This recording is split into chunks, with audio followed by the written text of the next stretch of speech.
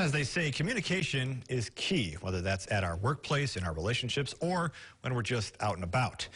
But at some point, our skills aren't always at their best. You may have been accused of not listening or not being able to politely agree to disagree. So why is that? We asked an expert for some analysis in today's Your Health First. My name is Marie Schaff-Gallagher, and I'm a clinical neuropsychologist here at Sanford.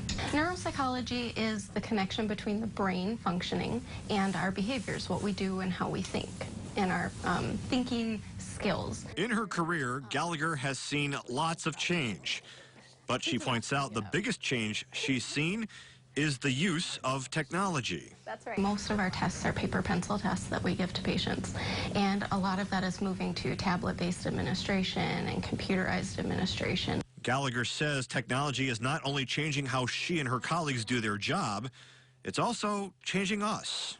Technology can be a great tool for lots of reasons.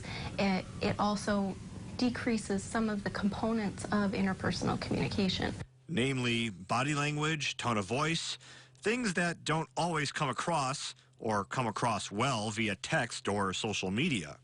Social media moves very quickly, and so we don't always give ourselves time to pause and think about how our message is being conveyed and how it might be received. Another pitfall with technology, Gallagher says, limiting the information we see to fit our needs and way of thinking. But the good doctor isn't the only one who's noticed what can exist in the social media world. I don't use a lot of social media. Oh, is there a reason behind that? I just don't really like everything that's put out there. I stopped using it so much. Why is that? Just the drama, I guess. So if you find yourself on there and you can't get away from it, you know, you got to find a way to stay away from the drama. So how do you disconnect or develop a more open mind?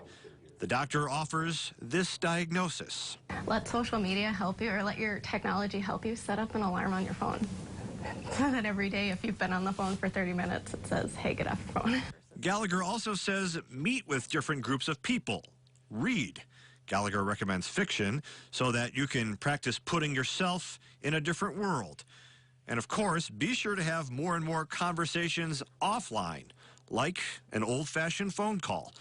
Because when it comes time to communicate face-to-face, without that practice, your interpersonal skills won't improve.